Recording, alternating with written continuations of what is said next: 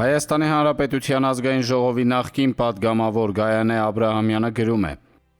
«Էս ինչ անտարբերություն էր։ Մեկը չհիշեց, որ ռուսական անձնագիրն էլ է կարմիր, տո սովետականն էլ։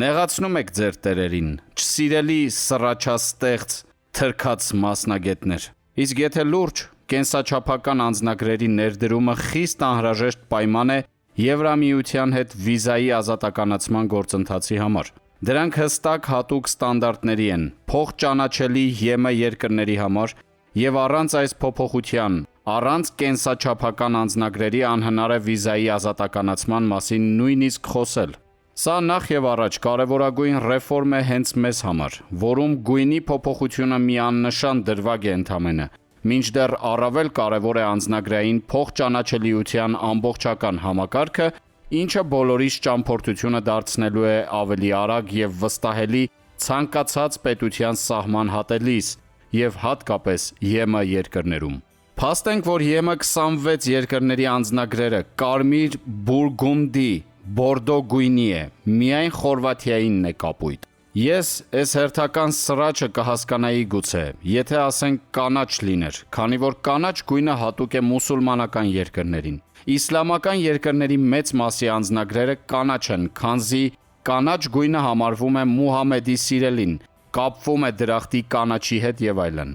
Հասկանում եմ, զգայունությունը շատ է, բայց գոնե մի քիչ հիմնավոր թեմաներ գտեք։ Facebook-յան օգտատեր Արա Արայանն էլ գրում է. «Մտնում ենք Եվրոպա, վերջապես։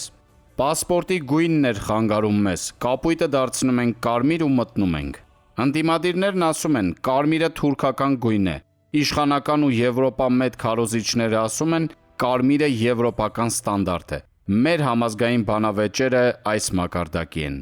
8 տարում դեպի Եվրոպա կատարված ահռելի քայլերին գումարվեց կարմիր պասպորտը։ Շենգենյան վիզաների հերթերն ավելացան, մեր պետության հաշվին լոքոստեր ավիափոխադրողները բիզնես արեցին, իսկ երկիրը նույն տեղում է,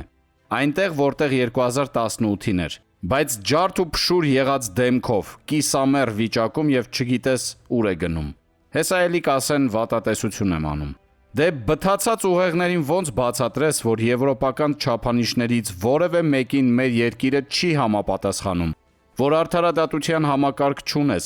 իրավապահ համակարգը շոուներով է զբաղված, դատական համակարգը մեռնում է ժամ առ ժամ, որ կոռուպցիան աֆրիկական, ոչ թե եվրոպական երկրների մակարդակի վրա է, որ Հայաստանի սահմանները ռուսներն են հսկում, որ ողջ տնտեսությունը 2018-ից հետո էլ ավելի մեծ կախման մեջ է Ռուսաստանից, որ մեկն ասես, որ մեկը։ Հնարավոր է Վրաստանին Շենգենյան գոտուց դուրս շպրտեն, որովհետև վրացիներն էլ են խաբել, ինչ հնարավոր է պոկել են։ Այժմ ամբողջովին ռուսական գծի մեջ են, իսկ Հայաստանի ու Վրաստանի միջև սար ու ձորի տարբերություն կա։ Այս կովկասյան բջությունը եվրոպացու մոտ չի անցնում։ Կգան համաժողովներ կանեն, կուտեն, կխմեն, տեղ նեկած պահին գլխիդ վրայով կանցնեն եւ կանցնեն տեղին, որովհետև խաբեությունն ու բջությունը այլ վերաբերմունքի արժանի չէ։ 2020 թվականին կամ հետո Եվրոպան ինչ արեց Հայաստանի համար։